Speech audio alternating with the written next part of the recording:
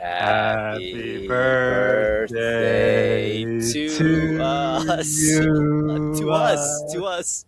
Happy Happy birthday birthday to to us. us. Happy Happy birthday, birthday dear to us. us. Happy Happy birthday birthday to to us. us. Damn. Bow, bow, bow, bow. You guys don't know, Peter and I have the same exact birthday. What were you born in the morning or at night? Do we ever Oh, talk it's about this? evening. Yeah, evening. I think around 8 p.m. Dude, I was evening around 8 p.m. I thought, all right, so we have to figure out like what exact minute. I feel like maybe you might have come out maybe just like a couple minutes or hours earlier than me because I think we've had this conversation before, and I think you might be a little bit older. I got to double check, but that's hilarious because I was like, yeah, I'm almost positive. I'm like 8 p.m., like 8:23 or some shit like that.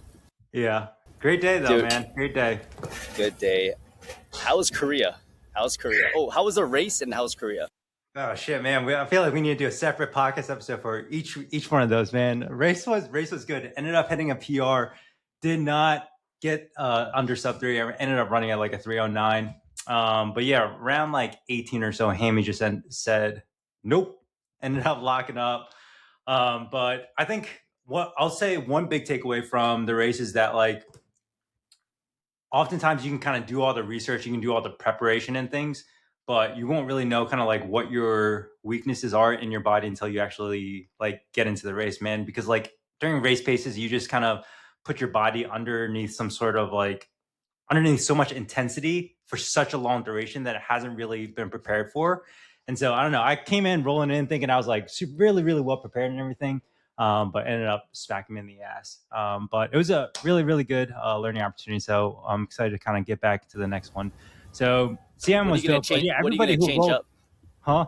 What are you gonna change up with the hammy stuff? Like, do you feel like it was the hammy or something else that Yeah, because made the hammy that work was harder? like nutrition. Everything felt fine. I think so. CIM, the first half of the course, it's like fairly rolling hills, and I kind of knew that coming in. So we down here in Florida, we have some bridges that I'll kind of practice on, but it's just nothing compared to the amount of like volume of hills there are. And so I think going into the next like block, I'll probably just try and do some longer workouts at higher race paces for longer duration. Cause I think like in my training blocks building up, I did like probably two or three 20-miler workouts at race pace, but altogether total duration was probably only 12 miles at race pace. Whereas I think in the actual race itself was able to kind of hold race pace all the way up to around like 18 and 19. And then that was when, kind of when things faltered. So if I can kind of accumulate a little bit more volume at race pace or faster, I think that'll help. And then, yeah, just like get my hamstring stronger. Cause yeah, I mean, like during regular practice, training runs and everything felt fine. But yeah, man, once the race comes, everything comes to light. But yeah, it was crazy though, man. Like I didn't realize how many serious people ended up racing at CIM, bro. I think there were like over 50 men who ended up qualifying for the Olympic trials marathon time, which is under, I think, like a 2:15, which is insane. And then same thing under, I think, or right around 50 women as well, too, qualify for Olympic trials for this upcoming year. For women, I think it's around like a 2:30. But yeah, bro, it's crazy because like I looked at my percentage and I think I finished like top. I don't even think I cracked top 30 percentile. That's crazy. Yeah, Holy I know. I shit. was like, because usually all majority of races I'll do, I don't know, at least like top 20%, but yeah, didn't even crack top 30%. Everybody like who showed up like came to show up. So it was a really really cool environment to be in. I'll probably look to do it again next year, honestly. How'd you feel afterwards? Afterwards, I was just hobbling around, man. But yeah, right afterwards, I ended up taking a flight out to Korea. Very luckily, Catherine got us lie flats as part of my birthday gift. So ended up being able to kind of take a nap a little bit on the way there. But yeah, Wait, dude, I was just like, you laid flat to Korea? yeah. So like on the first class flights on Korean Air, right? You got those like lie flats that you can completely lay down. Yeah, dude, those are clutch, man. So if anybody's like doing a race and they're traveling afterwards, I would definitely recommend. that. But yeah, those like first 2 days, man, just kind of like hobbling around, and then yeah, got to Korea, man. Korea was a blast, dude. I'd never been there, but it's so funny because all the aunties there, every time we roll up to a restaurant, they start speaking to me in Korean because I guess like I have like Korean features and everything, and I'm just like, sorry, like don't know any Korean. But dude, I love the culture there, man. Everyone's like super respectful. Food there is like really really good, and a lot of like the street vendors, they're all like, they're all these like older aunties and grandmas that just like are just, they keep cranking it out, man. They're like 80 years old, 90 years old. Some of them been at the vendors in their stall for 40 plus years, and they just like love doing it, man. And so yeah, it was a really really cool experience there. So dude, all right, so I was just talking about like how Catherine ended up booking like a skincare analysis, right? And so the skincare analysis, she goes in and there's this like robot machine that does like a 3D scan of like the face to see like, hey, what are all the like things we can optimize for like beauty, longevity, etc. And so it comes out with the skin analysis and everything. And then from there, the skin analysis is probably like $30, right? So USD, so super cheap. And then from there, the doc will come in, read the results and analysis with you. And then from there, he'll prescribe like a laundry list of like treatment options for you to like go through to fix all these things. And the treatment option is like higher ticket, right? It's anywhere from like 2.5 to like 3.5, even 4K. Just like all these different things. He's like, yeah, you need this. You don't, if you want to address this. But it's just like very straightforward. And then from like a consumer standpoint, because right, it's very similar to like how we run the low barrier offer for like physical therapy evaluation, where it reveals all the deficiencies and everything. And then from there, it's like, all right, if you want to fix all these things, here's the treatment that you would go through. But then I just thought it was really interesting because like from a consumer standpoint, it's like, all right, cool. Like I have this problem. You're showing me exactly what is wrong and then how I can go about getting it fixed. Like it just seems like super silly not to move forward with the treatment. Right. But yeah, I thought it was like really, really interesting. And yeah, so it's just like you have low ticket offered, high ticket, reveals all the problems that you have. And yeah, they have like a closer that comes in and like does the closing instead of the doc and everything. So I was like, man, yeah, I'm about to steal some of these tactics and everything. But I What guess like treatment did you compared end to up like getting? yeah, so she ended up getting like a couple like some Botox, uh, some like soft wave stuff, some red light therapy. There are a couple other names that I guess she was already familiar with that I had no idea about, but she had already done a bunch of research, and apparently getting all this like skincare stuff done in Korea is like 10 times cheaper than if you were to get it done here in the States. So I think like one of the treatments that she got over here, I think it was like ended up being around like $200 USD in getting it done in Korea. But like in the States for the same thing, it would have cost like 1100. So she just Damn, basically, yeah, just like got a bunch of shit done over there. that is crazy. How was the perm? You got a perm, right? Yeah, I got a firm. It was good, man. Yeah, I never got a real Korean firm in Korea, so had to optimize the timing for that.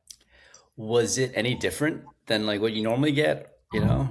I don't think so. It's for the most part, it's pretty much the same. I've gotten, I think like I'm on year two now of getting perms. I usually get a perm every like 3 or 4 months.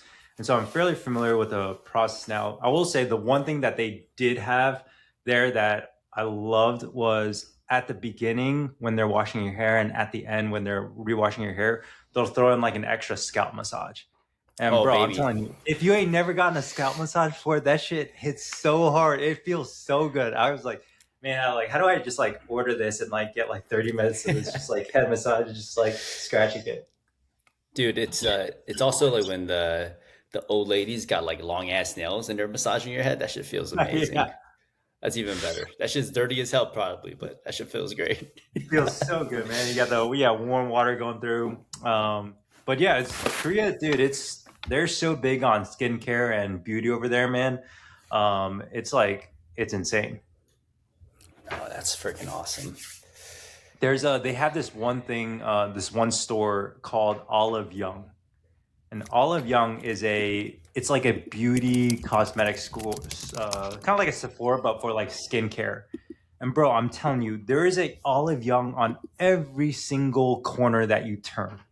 Like, I kid you not, like we're on probably like multiple different streets, man. You could see like 3 or 4 different Olive Youngs, all like on the same strip, and every single one it would be like slammed in there. And I was like thinking about it. I was like, man, like if it's so popular, why don't they like potentially like expand international? And then I was thinking, I was like, and I was like, maybe I wonder if because like in the US, maybe they just haven't reached that like level of consumer desire for skincare. Because like over there, right? Like I think it's like very very normal for parents to give high schoolers kind of like plastic surgery as part of their high school Damn. graduation gift. And so it's just like so normalized over there. Yeah, from like a beauty standard standpoint, I was like, it's basically on every. It's basically like a convenience store on every single street. So yeah, that How's was the like something food? that was crazy. How's the food? Food was banging. I think food is really good. Everything is so healthy over there. So it's like everything is all like whole foods, but it all tastes really, really good. Just like a bunch of noodles, a lot of kimchi, obviously. I think a lot of their foods all look very spicy, but it doesn't taste spicy at all, really. But yeah, we just kind of went into like a ton of different like mom and pop shops, man, and just kind of tried a bunch of different traditional Korean foods. It was funny because like when we came back, my first meal was like a burger in the States.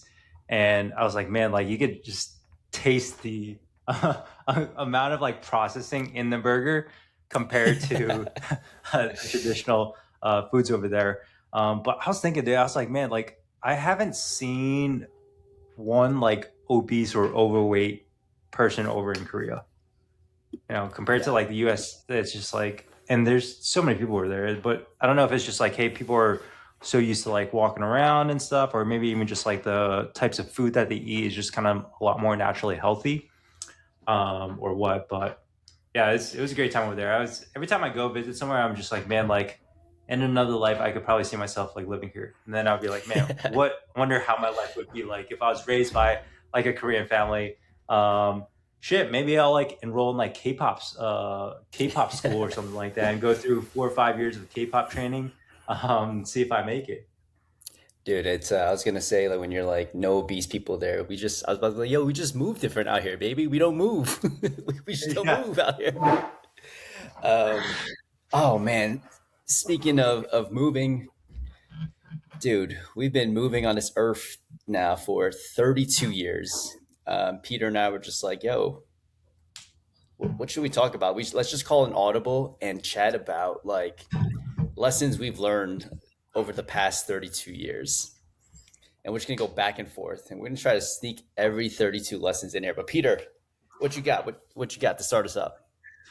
Oh man, I would say one of the biggest ones that I learned this year specifically is that just because you're busy doesn't necessarily mean it's like productive.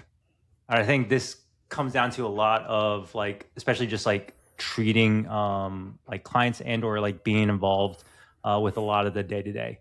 And I know like if you just, I used to be like super proud of the fact like, hey, like if my calendar was just like slam packed, it meant that like, hey, we're getting shit done, right?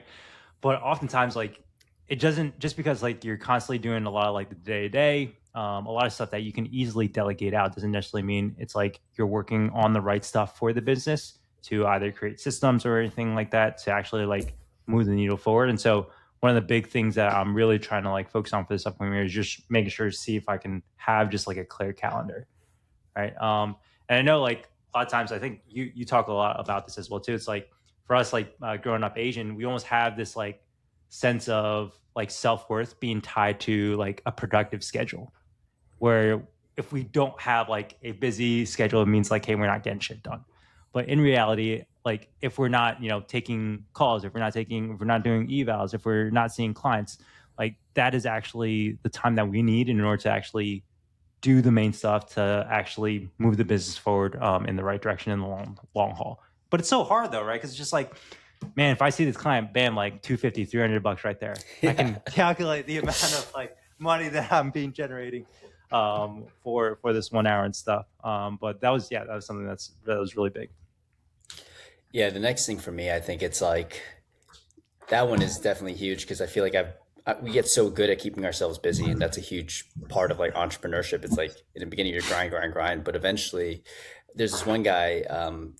He's a CEO of like $1 billion company. He's like, I just get paid to think.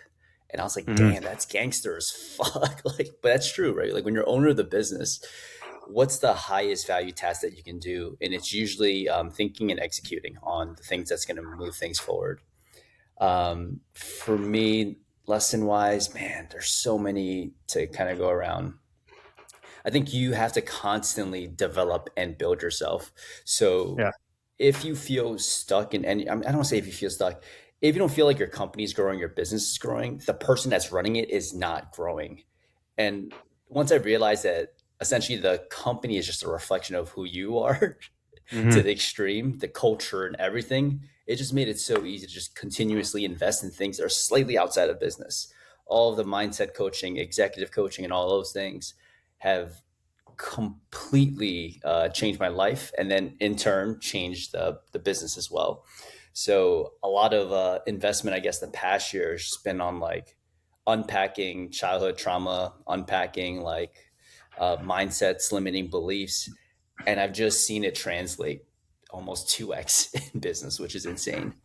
Yeah, I think one of the biggest things is like we always have to recognize the business will only grow to the rate that you grow, right? You're always the bottleneck of the business, as shitty as that sounds, right? But it's true. Yeah. And so we continue to alleviate the bottleneck, aka improve us, right? Like the business will continue to move forward in the right direction. And I don't think it's like it's an easy thing for people to recognize, right? It's like you have to almost take a hit to the ego and recognize like, hey, like I'm like the limiting rate, and not a lot of people can recognize that. So yeah, that's huge.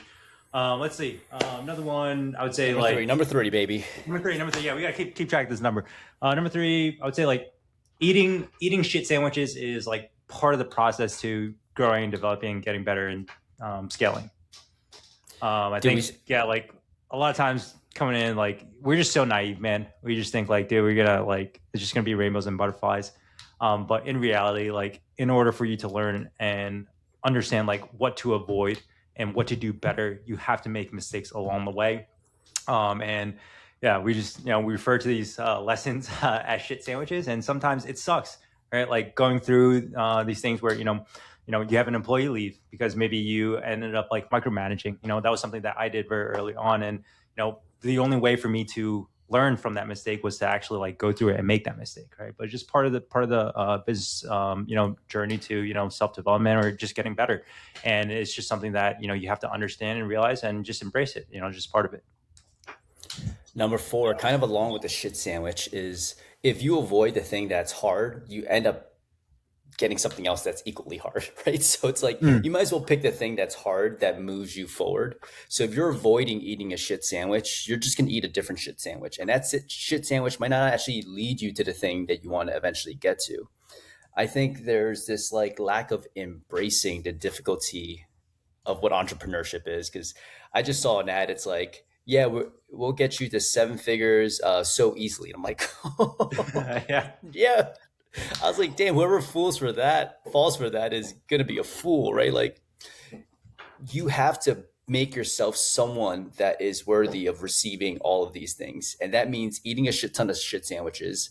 And there's gonna be stuff that you typically will avoid, and the things that you avoid just end up manifesting in a completely different way. So you might as well pick your heart. And most people say that, right? It's like, would you rather be working towards performance goals and getting injured, or being physically inactive and being injured? I'm like, they're both hard, right? Because you're injured in both cases. But I would rather Hmm. always work towards performance goals and getting injured versus, being physically inactive or underprepared for Being everything in life. reactive. Yeah, Yeah. love that. I think yeah. What's I'm trying to think how to frame that. The was it the hard way is the easy way because the easy way does not exist. I think all right. So I guess going on hard stuff. I think as you become more successful and as you become level up higher in business, I don't think your days get easier. I think they probably become honestly longer, just because again you're taking on more and more things.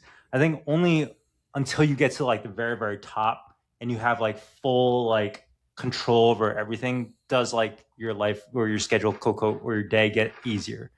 But until then, like as you're like scaling and growing, like your days ultimately will become like harder and harder. But to a certain extent, you end up kind of acclimating to the level of like hardness and acclimating to how long your days are, right? And I think early on, right? I know you talk a lot about this, like, hey, when you're kind of just like grinding in the clinic, like 40, 50 hours, 60 hours a week. Ultimately, these are all like meant to kind of help prepare you for like the next level of phase in business, because you're already kind of used to this amount of like workload, and you understand how to like acclimate to it and tolerate it to a certain extent. And then also, obviously, you get to a certain extent, you feel like, hey, enough is enough, and then you're able to have everything delegated. Then it's like, all right, cool, like now I have like full complete control, and you can kind of make your day a little bit easier, if you will. But I think to a certain extent, it's like your days have to become harder before they become easier as you become better. Yeah, no, number six is the same thing. It's like work life balance only exists when you become more valuable. So when Yeah. you're not that valuable and you're unable to like do higher level tasks, don't worry about work life balance. Just make your time more valuable. Learn marketing, learn sales, learn things that can eventually push you out of the day to day. And that's when you've actually earned it. But I don't know a single person that actively looks for work life balance in the beginning and actually gets it. I Yeah. actually feel like you have to be kind of insane and put this insane amount of work ethic towards this one goal. And then eventually, when you become a better entrepreneur, when you become a better version of yourself, start to sneak in everything else. These are things that we actively coach the people in our group on, right? Like we build out a calendar, create some times and stuff for yourself. But to be completely honest, in the beginning stages of business, it's all business, right? Like almost everything goes towards the business. And then eventually you start to learn these lessons, and they're the painful lessons to learn. But I don't think there's almost like certain lessons that can't be learned unless you feel the pain. And I think you should just Mhm. embrace feeling pain and then learning the lesson opposed to trying to avoid all the pain from the beginning. Yeah, 100%.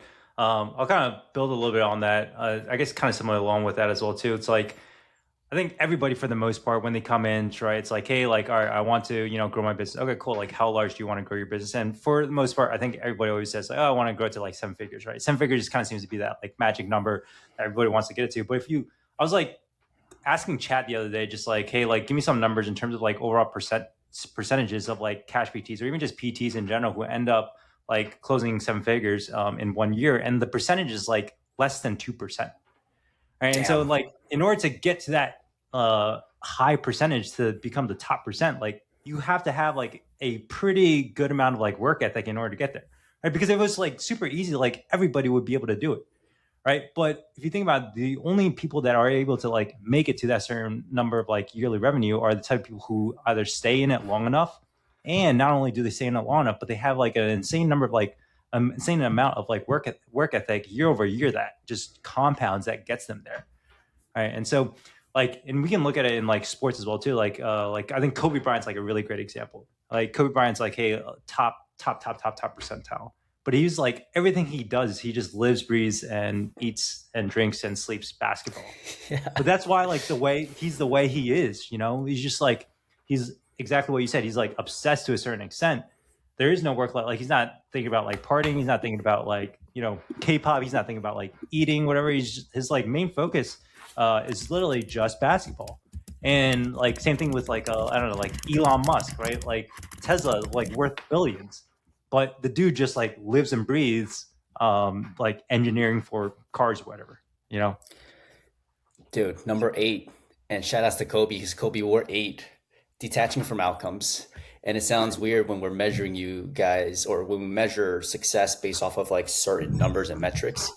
But I think when you detach from outcomes, you actually get to where you want to be a lot quicker, right? Because it's so hard to like actually make shit happen when you take everything so personally. But if you can detach from the outcomes and just focus on the journey, you actually get to where you want to be quicker. And some people will be like, yeah, but don't you want to have agency over the outcome? Don't you want to like know that you're making shit happen? If that was the case, Michael Jordan would never lose. Kobe Bryant would never lose. But obviously, these guys have missed results or missed games. They've missed championships. And recently, I've been uncovering a couple of like Kobe like interviews where Kobe's like, I don't care if I win. Mm. All he cares about is the journey. He's like, I find that if I get too high on the highs, it gets to me and I don't practice quite as hard. If I get too lows on the lows, then like I lose motivation. So I none of all everything is just noise. I just think about practicing. I just think about my journey where I could go right now and everything will take care of itself. And I'm like, man, the people at the highest level, Kobe, Michael Jordan, they've all talked about detaching from the outcome. They don't necessarily care about the outcome. They just care about the present moment. And I think that's such a Mhm. beautiful thing. And that helps you get better at almost all aspects of life, but specifically sales. If you detach an outcome in sales, you crush it. Love it. I'm going to steal your last bit for number 9. Be present in the moment. I think oftentimes like we set all these like goals for like the year, for the quarter, which is awesome, right? But I think oftentimes we're always just thinking ahead, ahead, ahead, ahead. But if we can, I think like for myself, like end of the year, and then definitely for like my on my birthday, right? I think these are like two big like yearly, like guess like milestones where I actually like will sit down and just like almost take a moment to like reflect and actually be like, all right, cool, like where am I? What are all the things that I've done? Like, can I appreciate like just literally just being here in the moment instead of like thinking ahead, ahead, ahead? Because oftentimes I think we just like constantly think go, go, go, go. But if we can kind of just take like certain, I don't know if it's like certain milestones and or maybe even just like changing to like a monthly cadence instead of like these two annual cadences for myself, right? Just being present in the moment. I think that'll be huge. Dude, being present in a moment. Number 9, we got number 10. Enjoy the fruits of your labor. Currently, right now, like Christy and I have been in Miami from last Thursday until we're leaving tomorrow. So it's like a full week of escaping the New York City winter and being out here in fucking palm trees. And she got me a dope watch, Cartier Santos. So Let's it's just go. risk game, going crazy. I've got myself on the list for 3 different Rolexes, and it's one of those things where it's like you work your ass off, right? Like you Yeah. work so hard all the time, and you don't enjoy the money. You don't enjoy like the experiences. You're so afraid to treat yourself out to like a dope like steak dinner. It's not like you Mm-hmm. need a significant other or anything, right? Like even taking yourself out to a lunch, like something that out of the You gotta love ordinary, yourself. man. Gotta love yourself and gotta treat yourself. And hopefully, like things you actually enjoy, right? Like I don't care about cars or anything like that, but I actually do love watches. So don't do something to impress other people, but if it's something that you love, for me, it's watches, sneakers, traveling, and food. Love it.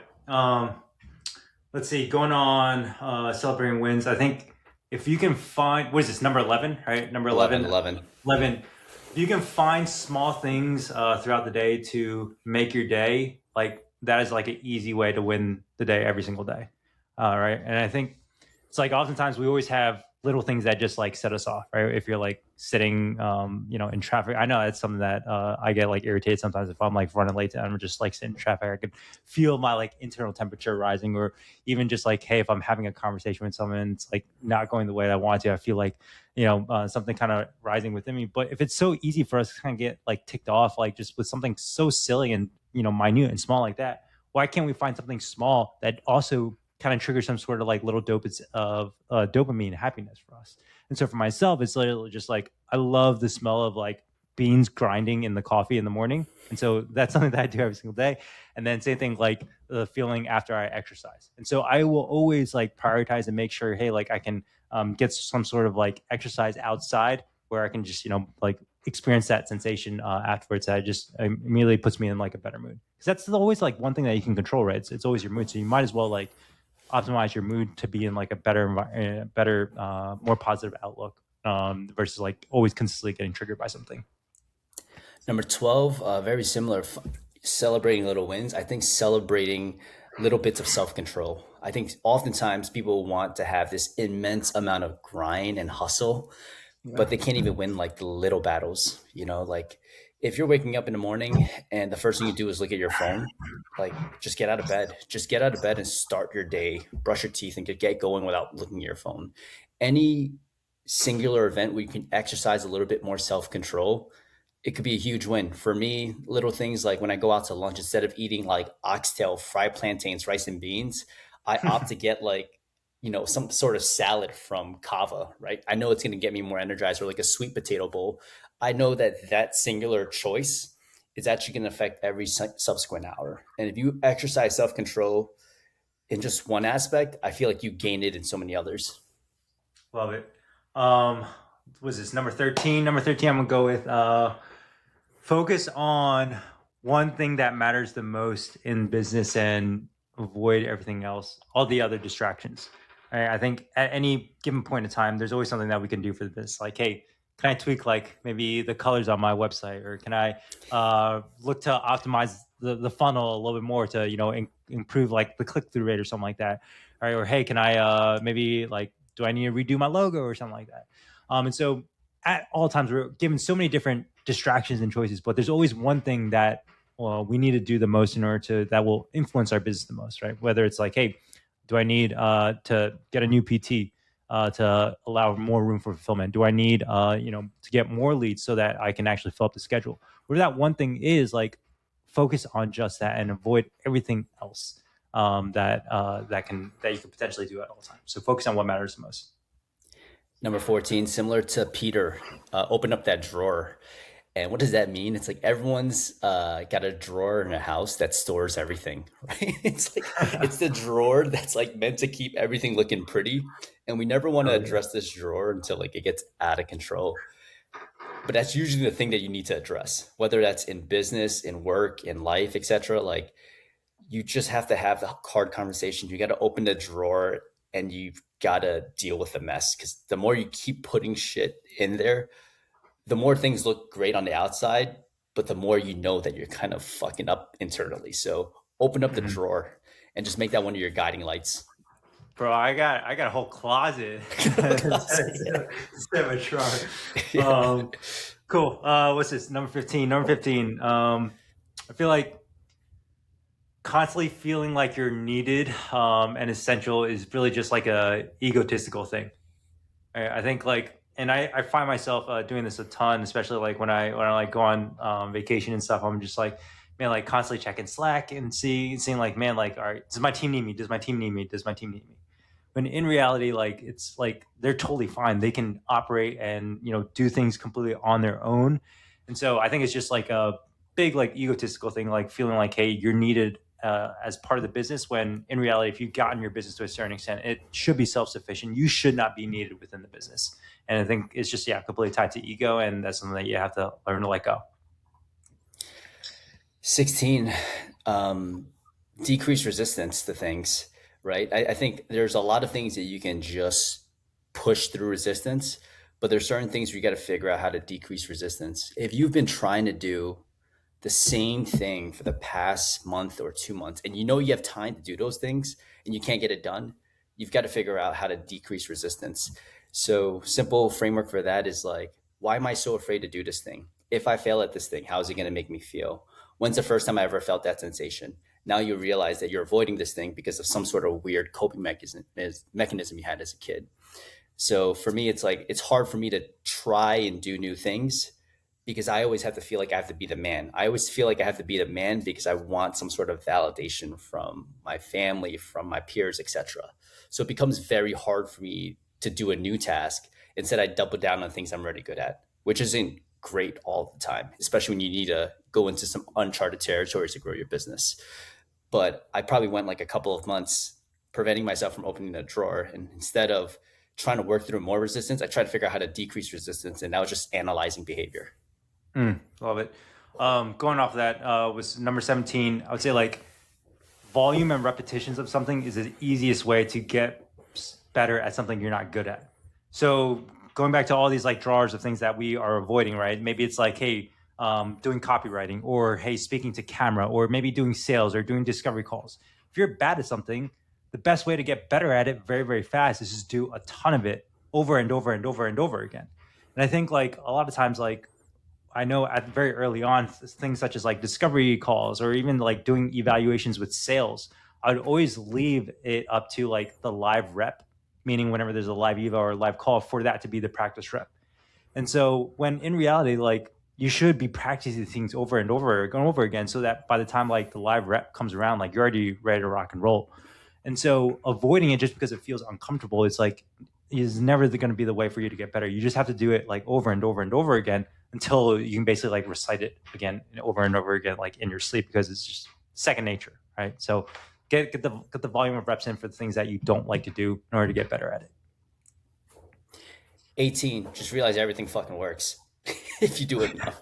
Similar to Yeah. what Peter said, right? Like everything fucking works, right? Like I don't, There's businesses that are built on cold calling. There's businesses that are built on DM setting. There's Mhm. businesses that are built on flyers. There's businesses that are built on door to door. Like, holy cow, everything fucking works. You just got to get better at it and do more of it. That's usually the two options on the table: better or more, and try to maximize better or more before you try to do new. I think everyone just tries to do new instead of better and more. So everything fucking works. If you do it better, you do more of it. Love it. Um, was number 19. I'm go with should always constantly be auditing your time and looking to delegate out yourself pretty much. Like always be looking to replace yourself. All right. So like, hey, whatever you are consistently doing on like a quarterly basis, audit it. Whatever is repetitive, assign like a monetary value to it. And then from there, you can see, hey, like what can I teach, create systems for it, and then look to offload it to somebody else to do. That way you can continue to, free up more time to do the highest leverage task. So always be looking to delegate yourself out. Dope, dope. Number 20, create a catch-all list. A lot of people feel fucking like just going crazy, like they're about to fucking explode because they have too many things on their head. So I have a catch-all list. It's all of my random thoughts and to-do lists and things like that. So I have a daily thing that I have to do, which allows me to check off whether that day is successful. I have a weekly thing, which is essentially double checking this catch-all list to make sure I didn't miss anything. And I have monthly goals laid down. So daily goal, one thing that moves everything forward. Weekly kind of habits to make sure that I'm not missing anything. One of the weekly habits is time auditing to kind of reflect on my past week's calendar, see if anything is going wrong. And a month is like, what's the big rock? Like, what's the thing that we're trying to accomplish this month? But people need a catch all list. If you're waking up in the middle of the night, can't sleep, it's because you got too many fucking thoughts in your head. Throw it into the catch all list. Love it. Number 21, run your business on data, not feelings. You have to track the data because the data will oftentimes tell you that, hey, things are actually fine and keep staying the course versus kind of just deviating and pulling things out too quickly. I know this is something that's really, really big for me when I first started getting into ads.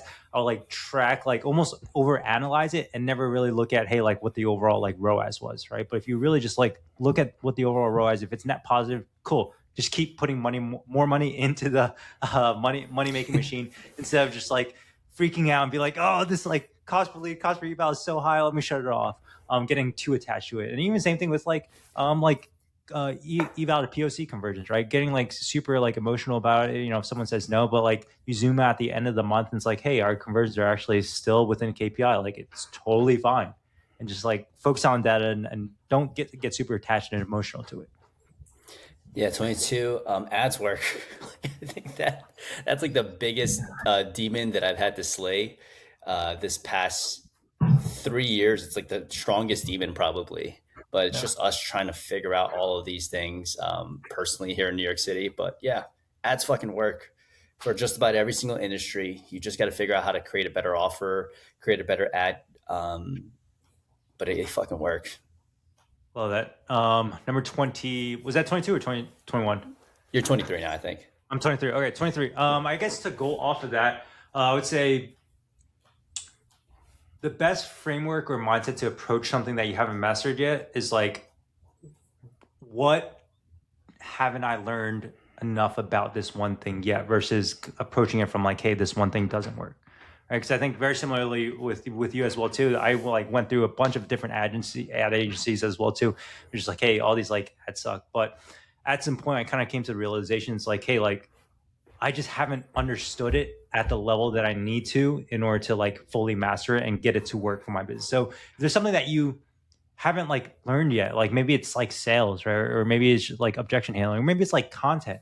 It's like there's a reason why you haven't mastered it. And it's just like instead of approaching with the mindset of like, hey, this just like isn't it for me, or hey, maybe I'm just like not cut out for it yet. You should always approach it with like, hey, like what haven't I understood yet from like a concept or a knowledge basis? What can I do to understand it better so that I can get it to work for me in my business, in my market, in my industry?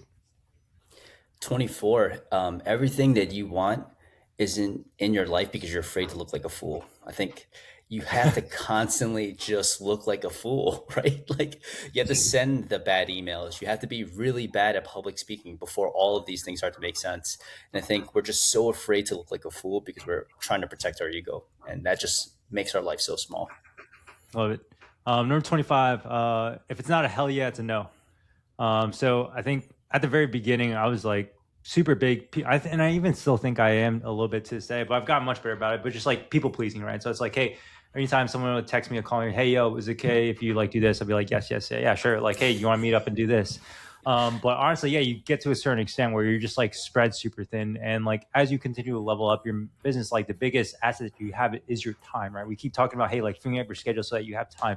Just because you have free time doesn't mean like, hey, somebody else wants to like hang out or whatever, and you just like have to say yes to it, right? It's okay for you to say no. And so I think like to a certain extent, we all have like very big interests or things that really move the needle a lot for us or fill up our cups. And so if it's something that is like 100% like something that does check one of those boxes, then it's a hell yeah, then awesome. But if it's not like a hell yeah, it's maybe just like, okay, yeah, maybe like, or hey, like I could do it, but you're not super enthused about it, and just say no. And it's totally fine to say no. 26.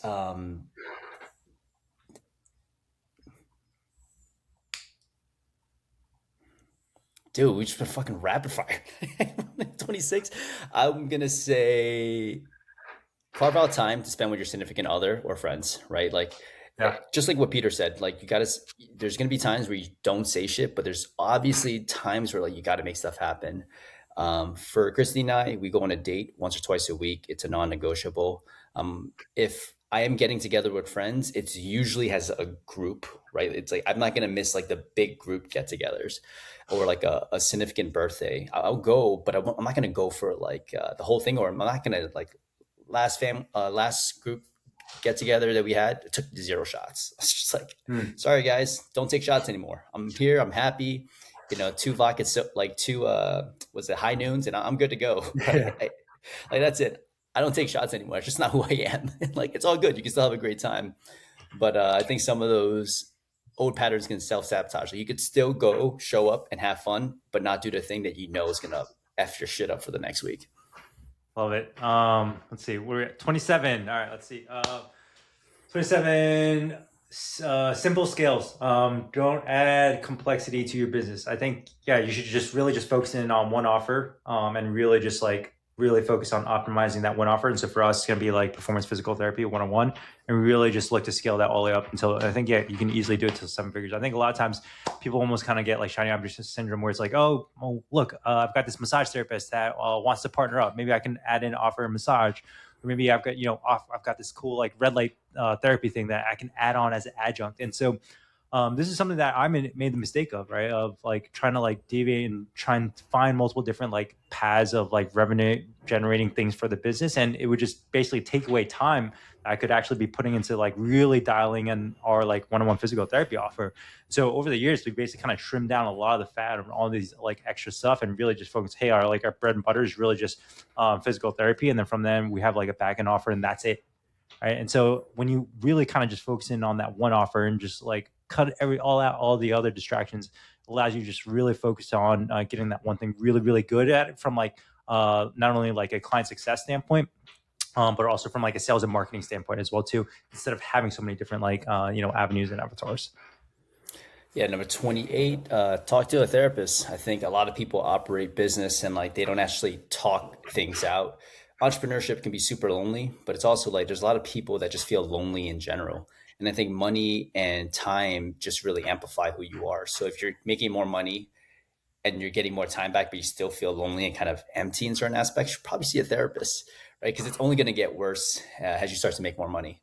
It's only going to amplify. So talk to a therapist because money and time will just amplify who you are. And hopefully you're not an asshole. Yeah, don't be an asshole. Yeah. Let's see. Number 29. I think like as you grow in business, the better you get at like tolerating uncertainty and not knowing what's going to be in the future, the better that you can be at navigating difficult decisions. Because I think like for the most part, as you continue to grow, like you will always be faced with like hard, difficult decisions, and you never know what the outcome is.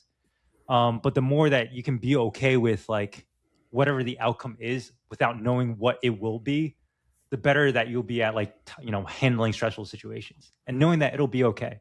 And I think we talk a lot about this where it's like, hey, what's the worst case scenario? Worst case scenario is for the most part is usually okay.